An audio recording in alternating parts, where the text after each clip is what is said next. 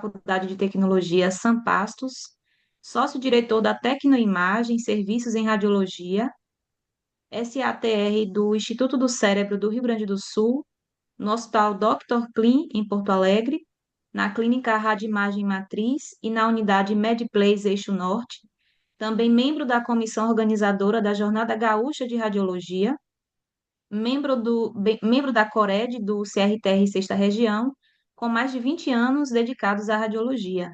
O tema da sua aula, protocolo versus anamnese. Como pensar seu exame de RN. Seja muito bem-vindo, professor, Obrigado, e obrigado. Boa peço noite. Estão me ouvindo bem? tudo ok, tudo Tudo certinho. ok? Tá. Então eu já vou compartilhar aqui pelo adiantado da aula, da hora, né? Tentar compartilhar aqui. Aí foi, tá aparecendo bem aí? Estão me ouvindo bem? Tudo certo? Sim, professor, tudo certo. Tá bem então, pessoal. Já, né, agradecer o convite, agradeço demais aí a comissão toda organizadora, na figura do Anderson. Deixo aqui a minha, né, vontade que todos consigam doar, né, para os investidores da Esperança. Ano passado a gente fez foi aqui para o Rio Grande do Sul, na época da enchente, foi muito bom, né, a gente conseguiu reunir um valor bem legal e foi uma experiência bem gratificante, assim, e esse ano poder voltar, então a gente fica muito feliz. Já fui apresentado, então, pessoal, a minha ideia como aula hoje, né? Não quero ensinar ninguém a pensar, né? Mas só dar dicas, né? Reforçar o que o professor André falou também sobre a importância da gente ter alguns cuidados na hora de fazer o exame. Porque nesses últimos, sei lá, 15 anos aí, eu tenho ficado cuidando de equipes e acabo eu recebendo as queixas, reclamações e tendo que ver os complementos dos exames, né? Então a gente vê que o complemento acontece por um detalhe muito pequeno na imagem, no todo do exame. Faltou uma sequência, aquele axial que poderia ter ido um pouquinho mais, 5 centímetros a mais, para não cortar a lesão e corta, ou faltou uma ponderação que não está no protocolo, mas poderia ter sido feita. Então, com esse cuidado, a gente está tentando minimizar a questão dos complementos, né? E tentar melhorar a qualidade também diagnóstica do exame, né? Então, o que é o protocolo? Protocolo do exame, então, é o conjunto das sequências que a gente tem ali, né? Normalmente a gente chega num serviço e tem vários protocolos listados ali, a gente olha o pedido, crânio, dor de cabeça, pega o protocolo, cefaleia e bota. Só que nisso a gente acaba variando um pouquinho esses protocolos de acordo com o pedido médico, né? E de acordo com a definição médica também da nossa instituição que a gente trabalha. Hoje eu trabalho com 4 equipes médicas diferentes, então se eu for seguir a orientação em cada equipe, às vezes tem aí, sei lá, 10, 15 médicos, 20 médicos, dependendo. Então, se a gente for seguir cada médico, a gente não vai conseguir ter um protocolo. Então, é mais fácil que a gente tente entender o que que a gente está fazendo, o que que a gente precisa mostrar naquele exame, e com isso a gente vai agradar, né, a conseguir demonstrar um exame melhor e conseguir agradar o radiologista, agradar o nosso paciente que está confiando na gente essa questão de fazer o exame. Então, né, protocolos de ombro, protocolos de crânio, de coluna, isso todas as máquinas que quando vocês forem começar um trabalho vão ter esses protocolos. E a gente vai fazendo pequenos ajustes ao longo do exame, né? Então, a anamnese. O que é a anamnese? Então, é a entrevista, né? Que geralmente, hoje em dia, com as máquinas cada vez mais rápidas, né? A enfermagem acaba tomando esse cuidado. A gente tenta direcionar por que o paciente está fazendo o exame. Muitas vezes vem a resposta ali, porque o médico pediu, né? O médico parece que invadiu a casa do paciente, sacudiu ele e mandou, tu vai fazer o exame. Não é assim, né? A gente quer saber o porquê, o que está fazendo. Ah, eu tenho uma lesão. Como que encontrou essa lesão? Como que foi vista essa lesão? Tu deve ter um exame prévio. Se tu sabe que tem lesão, tem exame prévio. Cadê esse exame? Vamos fazer um comparativo, vamos pegar esse exame anterior para olhar, para a gente tentar identificar no exame anterior onde está a lesão, para que durante o exame a gente possa focar na lesão, né? Tudo pré-exame, né? Tudo que a gente pode fazer pré-exame, conversar sobre o exame com o radiologista, conversar com algum colega que tem mais experiência, tudo pré-exame. Porque o pós-exame, a única coisa que a gente vai fazer é, de repente, um pós-processamento, mas acaba gerando o complemento, né? Que é o que a gente quer evitar. Então, a importância da escolha do protocolo adequado com base na anamnese. A gente lista, assim, 10 coisas que eu vou tentar passar rapidamente aqui. A personalização do exame. Então, cada exame de ressonância hoje tem que ser diagnóstico, né? A gente quer um exame diagnóstico. Então, a gente tem que personalizar para aquele paciente, né? Para tentar demonstrar o máximo, tirar o máximo de informação daquele exame, para que o paciente tenha um diagnóstico mais preciso e mais certeiro, né, assertivo possível, né? O aumento da precisão diagnóstica, a gente vai conseguir com isso laudos mais, né? O radiologista vai ter mais dados, a gente fazendo um acordo ali com a enfermagem, uma comunicação com a enfermagem, a questão da história clínica, os exames anteriores e o exame de ressonância focado, então personalizado, a gente vai ter um aumento dessa precisão diagnóstica. Redução de exames inúteis ou repetição, isso a gente vê muito, né, pessoal? Repetição de exame, às vezes, por uma bobagem, uma sequência que faltou, uma sequência a menos. Às vezes, exames com 5, 6, 7 sequências, que uma faria a diferença e não teve. Então, esses exames acabam tendo sequências, às vezes, muitas vezes, que não são utilizadas, né? Segurança do paciente, né? O paciente com certeza vai querer ter um exame mais direcionado para a sua patologia, que demonstre melhor o seu problema, que agilize o laudo, agilize a resolução desse problema, né? Agilize a possível cirurgia ou agilize o possível tratamento do paciente. A otimização do tempo de exame, então a gente não precisa ter um exame de 30 minutos, 40 minutos, uma hora, como se tinha, né, até pouco tempo atrás. Se a gente conseguir otimizar o protocolo, otimizar essa questão, a gente vai diminuir também o tempo do exame e vai favorecer aquele paciente que tem dificuldade em ficar muito tempo, como foi tantas vezes falado durante as aulas de hoje. O paciente às vezes tem uma dificuldade grande em ficar parado, e aí quanto mais tempo, maior vai ser a dor e menor vai ser a condição dele de aguentar todo o tempo do exame. Uma melhor comunicação interdisciplinar, então a gente vai falar com a enfermagem vai falar com a gente vai falar com o radiologista vai falar com a gente, e isso tudo vai gerar um ganho para todo mundo, porque todo mundo acaba ganhando experiência e ganhando recursos, né, para poder fazer o teu trabalho de uma forma melhor. Então essa comunicação sempre é importante e sempre é muito gratificante para todos os profissionais. O custo-efetividade, hoje em dia, o tecnólogo está ali na frente da máquina, a máquina cada vez mais rápida. A gente, se dizer que a gente não pensa na produção do local, a gente está errado, né? A gente tem que sim pensar na produção do local, porque a gente tem vários formatos de trabalho, alguns formatos de trabalho a gente ganha também com essa produção, então para nós também é bom. E mesmo que a gente não ganhe com a produção, a nossa clínica, o nosso local de trabalho precisa dar lucro. Eles precisam ter lucro, eles precisam investir em máquina, investir em pessoas, investir, né, em atualizações, em melhores softwares, melhores hardwares, para que a gente consiga desempenhar, né, um papel, um bom papel dentro da radiologia. Identificação de prioridades clínicas, então a gente vai conseguir com isso direcionando, saber, ó, esse paciente aqui vai ter que ter um exame de urgência e vamos avisar o radiologista, ó, tem uma prioridade aqui que eu preciso que tu dê uma avaliada para ver se é urgência, se não é. Já tive casos de paciente sair da mesa da ressonância e ir direto para o neurologista, né? E com certeza mais gente aqui teve já situações assim, do paciente sair da mesa e ir direto para o neurologista, porque estava acontecendo uma coisa que poderia ser uma coisa grave. O paciente estava deambulando, ambulatorial, mas poderia se tornar uma coisa grave se a gente não tivesse tomado uma atitude. E a partir do momento que a gente sabe que o paciente tem isso, a gente tem sim que tomar uma atitude, pelo menos passar isso para o radiologista, para que o radiologista entre em contato com o solicitante e eles façam essa troca de informação. Adaptação, então, das limitações físicas do paciente. Então, claro que nem todo paciente vai conseguir ficar paradinho na máquina. A gente viu várias aulas sobre artefato de movimento, sobre pacientes com dor. Então, a gente tem que ter essa adaptação e a gente consegue, no protocolo, agilizar, sabendo o que fazer na ordem de importância, né? Vamos fazer as sequências mais importantes primeiro e depois deixar as sequências que não são tão importantes para aquele protocolo. Por último, caso o paciente não consiga fazer todo o exame, a gente consegue deixar isso encaminhado para laudo, né? Porque a gente fez as sequências mais importantes, às vezes fora daquela ordem que está ali setada no protocolo. E com isso, pessoal, a gente consegue um atendimento humanizado e efetivo para esse paciente. Muita gente fala em atendimento humanizado, né? Eu também acredito que o atendimento humanizado é super importante e necessário, mas eu também acredito que a gente fazendo um exame efetivo, um exame que o paciente não tenha que voltar para complemento, um exame que seja diagnóstico, que o paciente consiga dali definir o tratamento, também é uma parte da nossa humanização como operadores de ressonância, de tomografia, né? Como operadores da radiologia. Então, aqui o protocolo do exame, né, que a gente faz, isso que eu estava falando, a gente saber o que é importante mediante cada protocolo e o que talvez não seja tão importante. Se está no protocolo ali é porque o médico gosta daquela imagem e com certeza é importante. Mas no caso, por exemplo, de AVC, a gente sabe que a difusão vai ter que ser feita, e o paciente às vezes não é colaborativo a ponto de ficar todo o tempo ali parado, né? Então a gente vai tentar direcionar, vamos fazer a difusão primeiro.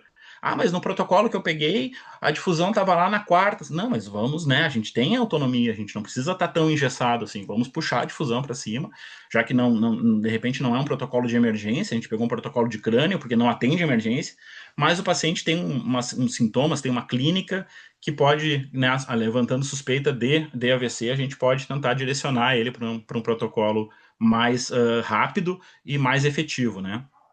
Então, pessoal, já vou trazer alguns casos aqui, pelo adiantado da hora. Então, pedido de ressonância de crânio, tá? Chegou assim pra gente lá. Ressonância de crânio, 55 anos, cefaleia intensa, 2 meses. Enxaquecas. Ela teve um câncer de mama prévio. O protocolo seria RM de crânio com contraste, né? Mas, como esse exame não pediu contraste, e a gente tem isso também, a gente não pode, né? Se não pede, às vezes o convênio não autoriza, às vezes a instituição não autoriza que faça contraste. Então a gente vai tentar, nesses casos, dar uma ênfase no flare, de repente fazer um flare melhor, um flare 3D, né? Se a gente puder injetar, vamos fazer um T1 pós-contraste volumétrico para tentar ver o que acontece, né? A paciente, né, com histórico oncológico, normalmente a gente teria que injetar. Então, nesse caso, a gente fez o exame com tudo, apareceu uma lesão que ficou na dúvida, a gente poderia, nesse caso, fazer ou não, às vezes também não pode, né? Tem instituições que eu trabalho que a gente não pode fazer, por exemplo, fazer um espectro sem que o paciente esteja ciente que vai ter a cobrança. A gente vive num mundo que isso pode acontecer, a não ser que o caso que o paciente chegue aqui, sabe, tem vou fazer uma cefaleia, vou fazer um exame por cefaleia, e aparece uma lesão assim. Então a gente acaba fazendo a espectro, a perfusão, tudo. Mas se é um controle de um paciente oncológico que vem fazer, a gente acaba não podendo fazer. No caso aqui, a gente poderia também fazer um espectro e fazer um espectro com TE baixo aqui, né, pessoal, para a gente tentar ver se esse pico aqui, que é o pico do minoxidil, vai ter alguma alteração, definindo talvez a lesão como um glioma de baixo grau. Notem que a impregnação do contraste aqui não foi tão efetiva. Tem essa lesão e a gente vê que tem uma alteração aqui do pico do minoxidil, então possivelmente glioma de baixo grau vai ser o diagnóstico dessa paciente. Com uma espectro que se a gente tivesse com TE alto, vamos botar que a rotina é o TE alto, a gente não ia conseguir ver esse metabólico. Então, além da TE alta, a gente pode rodar mais uma com TE baixo, né? Para tentar demonstrar isso aqui e com isso aumentar o banco de dados ali do radiologista para que ele dê um laudo assertivo, né? Esse segundo caso, então, uma RM de crânio com contraste, cefaleia hemicraniana com dor em choque e espasmos faciais. Isso aqui já leva a gente a pensar, né, em outra coisa. O que é dor em choque? Geralmente é alguma coisa a ver com nervos, né? Então, piora 6 meses, mastigação e tonturas, ó. Então, esse quadro aqui já faz a gente pensar em uma sequenciazinha CIS ali, Fiesta, né? Ou até Space, focada no vestíbulo coclear ali, né? Porque pode ter daqui a pouco uma artéria, um vaso, né? Em conflito com o nervo. Então, por isso, conflito neurovascular, né? Então, a artéria pulsando em cima do nervo causa esse desconforto, causa choque, causa limitação, né? Dor facial. Então, a gente, né, faz o protocolo de crânio, não usa essa aqui, não faz essa sequência, o radiologista talvez peça complemento, por causa de uma sequência que hoje em dia, com softwares aí, está muito rápida. Uma sequência de 1 minuto e pouco, 2 minutos, a gente faz a diferença, né? Então, tonturas, coisas assim, fala no pedido ali, suspeita de conflito neurovascular. Já façam essa sequência, que é uma sequência, hoje em dia, até ontem era mais demorada, né, 4, 5 minutos, hoje já é uma sequência bem mais rápida e já está presente em todos os equipamentos, basicamente, né. Paciente com história de cisto de pineal também, a gente vai fazer uma rotina de crânio, né, mas a gente pode fazer uma sequência, um space ali, um cis. Esse aqui ficou até um pouquinho movido, que foi o que aconteceu na semana passada ali. A gente consegue demonstrar melhor ali o cisto, com uma sequência 2 minutos ali, não precisa ter alta resolução, não precisa ser isotrópica. A gente consegue mesmo no plano sagital, o médico vai ter mais recurso ali para visualizar, para medir, para dizer no laudo, né, para descrever no laudo, e para que no próximo exame a paciente venha fazer o controle e a gente consiga medir de novo para ver se cresceu, se mudou o formato, como é que tá, se talvez tenha que fazer mais alguma coisa. Uma sequência a mais no protocolo também, a gente conseguiu, com isso, o laudo bem mais completo. Aqui já uma pelve, né? Pelve é uma coisa que vem muito hoje, né? Tem a equipe que trabalha hoje lá, são em torno de 25, 27 pessoas, e a gente tem bastante complemento, assim, bastante não, né, pessoal? Mas acontecem complementos na pelve, no abdômen, porque é um exame complicado, assim, né? Então, às vezes vem, ó, pedido de pelve, RM de pelve, mulher, 42 anos, professora de educação física. Dor pélvica, mais ou menos 4 meses, relata dor profunda no glúteo, assim, né? Então a gente já começa a pensar, pô, dor pélvica no glúteo. Será que é uma pelve? Será que é endometriose? Veio pedido de pelve. Quem é que pediu? Ah, foi um ortopedista, né? Aí tu já começa a pensar, não, aí eu acho que é isso aqui não é pelve, isso aqui é bacia. E acontece bastante isso, pessoal. Porque o pessoal da recepção vê pelve e marca lá endometriose, que é o que mais vem, né? Então a gente tem que estar atento para a história da paciente. Nesse caso, o que a gente deveria mostrar ali é o piriforme, né? Porque dor glútea profunda ali, de repente pode ser uma alteração aqui nesse carinha aqui, que é o músculo piriforme.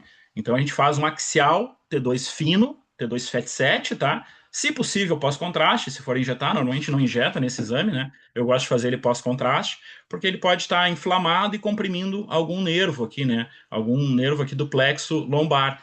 Então a gente faz esse T2 FAT 7 fininho, pegando essa região. Faz o protocolo de bacia todo? Faz, mas faz mais esse Excel T2 aqui. É uma sequência a mais que o radiologista vai conseguir definir bem o diagnóstico e dar um laudo mais completo, né? Tórax com contraste. Tórax em ressonância sempre é um caso a parar e pensar, né? Então, mulher 40 anos, assintomática, tem uma prévia de sede de mama, teve uma captação em arcos costais à esquerda, numa cintilócea. Metástase. Então, esse exame gerou uma polêmica, porque o tecnólogo disse, esse exame está mal pedido, e vamos chamar para complemento, tórax, foi feito tórax. O pedido é esse, ó. Dor em arco costal esquerdo, RM de tórax. Só que notem que nos convênios, né, RM de tórax vem entre parênteses aqui, ó, mediastino, né, pulmão e parede torácica. Isso tudo é RM de tórax. Então a gente tem que definir pela história. Então, se eu chegar lá e pegar um protocolo de mediastino, eu vou fazer o exame errado. Se eu chegar lá e pegar o protocolo de pulmão, eu vou fazer o exame errado e vai gerar complemento. Então, o que eu tenho que fazer? Eu tenho que pegar, nesse caso, o protocolo de parede torácica, que continua sendo uma ressonância de tórax. Não vai mudar a questão da cobrança e nem a questão do teu exame. Vai ser uma RM de tórax para ver parede torácica. Nesse caso aqui, então, a gente vem ver a lesão fazendo os cortes, né, obliquados ali, de acordo com o arcos costal, com a região da lesão ali. Então, esse aqui eu peguei da internet, até desse ProRecon Cursos aqui, que estava com umas imagens bem bonitas. Então, a gente tentando fazer no eixo longo da costela para tentar demonstrar aonde teve a captação dessa cintilografia óssea, para mostrar ali a lesão, vai fazer contraste, vai ter que injetar, pegando toda aquela região ali no exame. Então, o paciente voltou para complemento e fez todo o exame de novo para fazer um protocolo de parede torácica e não de ressonância de tórax. Pélvico com contraste, aqui um homem com sangramento anal e dor pélvica progressiva, sem queixas prévias, a hipótese era lesão tumoral. Como foi falado a lesão tumoral, a gente tem, né, um caso de importância aqui, com uma lesão grande, a gente vai fazer cortes no eixo curto e cortes no eixo longo da região do tumor. Claro que essa aqui é uma região do tumor grande, né, pessoal? Mas a gente consegue, tem regiões menores, lesões bem menores, normalmente são menores, né? Que a gente vai tentar direcionar. Se for, por exemplo, aqui a lesão, a gente vai fazer o eixo curto nessa região e o eixo longo nessa região, tá? A gente vai sempre mirar tentando fazer o mais axial possível do reto, né? Não da pelve em si, ele vão ser sequências oblíquas, mas o mais axial possível, cortando o eixo curto dessa lesão. A gente vai ver com isso que o quanto essa lesão que está aqui, ela está invadindo tecidos adjacentes, porque vai mudar, dependendo do quanto ela vai, para onde ela vai, o que órgão ela invade, ou se ela está ainda pequena dentro do reto, vai mudar a conduta médica, vai mudar o tratamento. Então, por isso que a ressonância é importante, mostrar o corte bem axial da lesão para que a gente consiga, para que o médico, né, na hora do laudo, consiga determinar quanto essa lesão está invadindo os tecidos na volta dela. Tá, pessoal? Isso é muito importante e com certeza gera complemento se não for feita bem no eixo curto e no eixo longo da lesão, tá? Um abdômen total com contraste, estou correndo um pouquinho, pessoal, pelo adiantado da hora, né? Óbvio que a gente atrasou um pouquinho o evento maravilhoso, palestras maravilhosas, mas acabou, né, atrasando um pouquinho, então vou dando uma corridinha. Abdômen total, então PSA elevado, check-up, toque retal, evidenciou nódulo, né? Então carcinoma de próstata, um possível disseminação linfonodal regional. Então o que a gente quer ver? A gente quer ver próstata. Nesse caso aqui, a gente vai fazer a pelve prévia, tá? Vai fazer ali a parte do abdômen total da pelve voltada para a próstata. Lembrando também que pelo PIRADS ali a gente tem que seguir a angulação, né, determinada pelo PIRADS da próstata. Então a gente faz todo o exame da próstata, passa para o superior, faz um superior, faz o dinâmico, a perfusão na próstata e depois faz tardias do abdômen superior, uma tardia da pelve, para depois fazer uma subtração, coisa assim. Então, nesse caso, a gente consegue fazer o abdômen total desse jeito, fazendo focadas na próstata e exames prévios e pós-contraste do superior, né? Se fosse o contrário, depois tem um caso ali, talvez a gente não conseguisse fazer o exame no mesmo dia, né? Às vezes acontece isso também. E se por acaso tem uma lesão hepática que a gente fizer, vai gerar complemento, o paciente vai voltar para complementar fazendo o dinâmico também no fígado.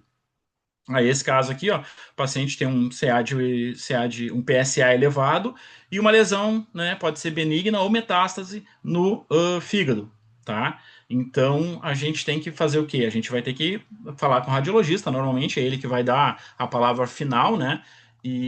Mas possivelmente esse exame a gente não vai conseguir fazer, a gente vai ter que marcar ali em 2 dias separados, e aí o paciente vai ter que ver a questão de autorização em convênio, tudo para não ter risco da gente fazer, tentando ajudar o paciente, e ainda acontecer uma glosa de exame e a gente acaba não podendo faturar esse exame, tá, pessoal? Que também acontece bastante, porque às vezes tem convênio que não aceita dividir o pedido em 2 dias separados, então ele tem que voltar no médico, dividir os pedidos, então é uma burocracia grande.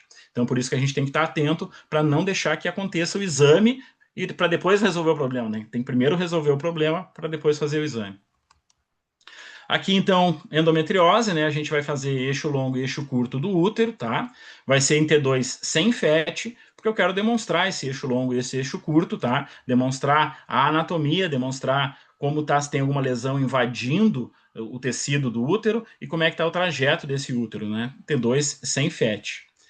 Se for no reto, a gente vai focar ali, por exemplo, se fosse aquilo ali uma lesão de reto, né? Esse eixo curto aqui, ó, vamos botar que isso aqui for uma lesão de reto, na verdade não é, tá? É um defeito de enchimento, mas só a título de demonstrar, né? Isso aqui é uma lesão de reto, eixo curto e eixo longo do reto, tá? Também T2 sem FET, tá, pessoal?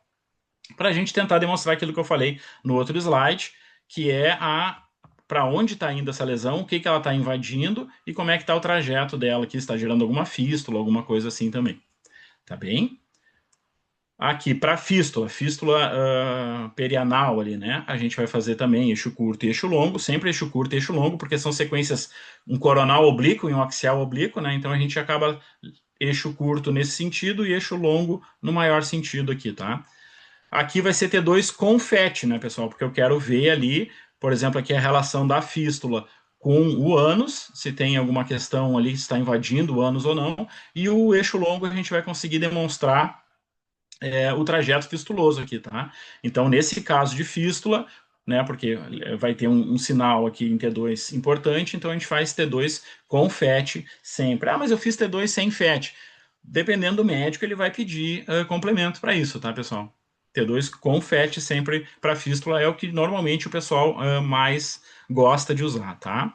Aqui, tumor agora, um tumor de canal anal. Então também vai ser eixo longo e eixo curto na mesma região, só porém T2 sem FET, porque eu quero ver agora a questão do tumor ali, a questão da invasão e o que ele está prejudicando das áreas adjacentes ali, tá, pessoal? Então é muito importante. Já concluindo, acelerei um pouquinho, né, para liberar vocês na sexta-feira, no sextou. Já concluindo, então, a tecnologia e o conhecimento humano é o melhor resultado, sempre. A inteligência artificial que a gente viu aí, né, com certeza é uma ferramenta poderosa e com certeza veio para ficar. A gente não tem que lutar contra ela, a gente tem que aprender a trabalhar, aprender a usar ela a nosso favor. Ela não vai substituir a gente, mas a gente tem que estar esperto com ela, entendeu? Tem que estar sempre esperto com ela, porque, né, é uma coisa que veio para ficar e a gente não pode ficar no caminho da tecnologia. Para o profissional que está em início de carreira, já estou terminando, início de carreira, entender a importância da anamnese é essencial, vai fazer toda a diferença entre fazer um exame certo ou não.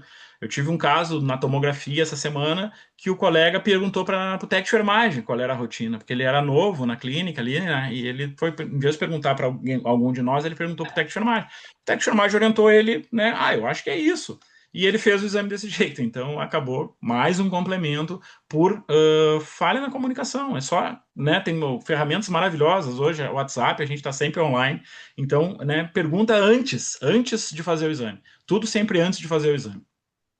E essa compreensão, então, dessa importância vai diferenciar aquele tecnólogo operador de um profissional mais analítico, mais comprometido, né, com o exame, mais comprometido com a sua profissão, que é o que todo mundo quer ficar, né, que é o que todo mundo mira ser um dia, um profissional reconhecido como todos esses que passaram aqui. É uma honra para mim poder também participar e falar junto com essa galera que falou hoje, tá, pessoal? Deixo aqui meu muito obrigado, deixo aqui meus contatos da rede social também. Anderson, muito obrigado. Professores, todos os palestrantes, muito obrigado. E quem ficou aqui até esse horário também, meu muito obrigado. Parabéns, professor Danielson, excelente aula. Obrigada por suas considerações. Então, estamos finalizando o dia de hoje. Eu quero agradecer a presença de todos vocês por permanecerem conosco até agora, apesar de termos passado um pouquinho do horário, e por vocês terem abraçado essa causa tão importante, né, que vai trazer diferença, vai fazer a diferença na vida de muitos jovens e muitas famílias da comunidade do São Caetano, em Salvador. E tivemos aqui aulas excepcionais com profissionais que são referência em ressonância do Brasil inteiro e, sem dúvidas, todo esse conhecimento, de certa forma, vai contribuir muito para a carreira profissional de todos vocês. Então, parabéns por compartilhar esse conhecimento, parabéns aos palestrantes, queremos agradecer de coração a todos que estiveram presentes. E, estendendo os agradecimentos, queremos também agradecer as empresas apoiadoras desse projeto. A MR Online, MR Tech, Tridiagnóstico, CBR PAD, Gerber, AR Produtos, MR Insight, RMTC Avançada, Simplificando Ressonância, Optics, a Bayer, Tecnoimagem Serviços em Radiologia e GR Healthcare e a Gente Faz. E agora, para as considerações finais, eu quero convidar o idealizador desse projeto e também diretor da SR Capacitação Profissional em Saúde, Anderson Santana. Sim, por finalizar essa aula encantadora, maravilhosa, agradeço imensamente a presença de todos vocês aqui em plena sexta-feira, no feriadão.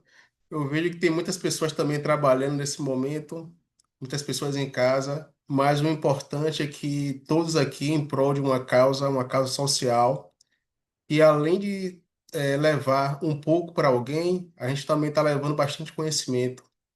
Então, eu faço o convite aqui para todos os moderadores e palestrantes que estão online aqui ainda, que ainda estão aqui vivos. Estamos aqui desde 14 horas aqui, sentado aqui, cada um com suas atribuições. Quem tiver online, por favor, ligue suas câmeras e seus áudios, os professores e palestrantes. Quem quiser fazer suas considerações finais, por favor, fique à vontade.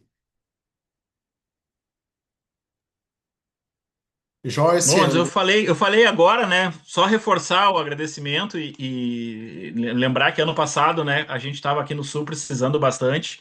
E o primeiro evento, né? Eu acho que foi o primeiro, né? Antes que foi aqui, foi, né? E eu penso assim, ó, esse tipo tem que ser multiplicados, assim, a gente poderia fazer mais. Sei que dá trabalho, né? Obviamente dá muito trabalho para organizar, mas são eventos maravilhosos que a gente consegue talvez devolver um pouco de tudo que a radiologia nos traz e nos dá.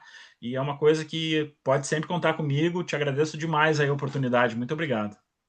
Imagina, nós que agradecemos imensamente. Então, pelo visto, eu acho que está todo mundo cansado, não quer falar nada.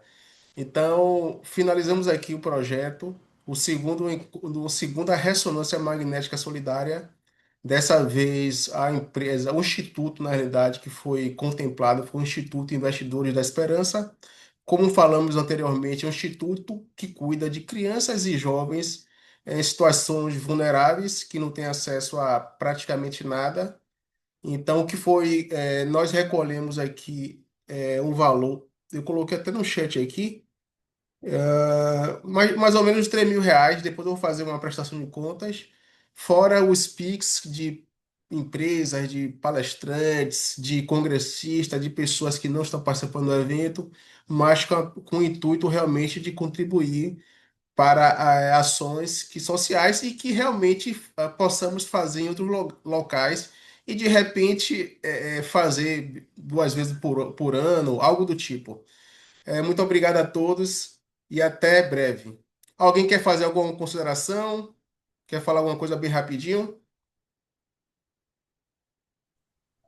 Só agradecer mesmo, né? Eu não sei se vocês estão me ouvindo, só agradecer ao Anderson, agradecer a todo mundo aí dessa equipe que está nos bastidores, né? Criando aí esse projeto.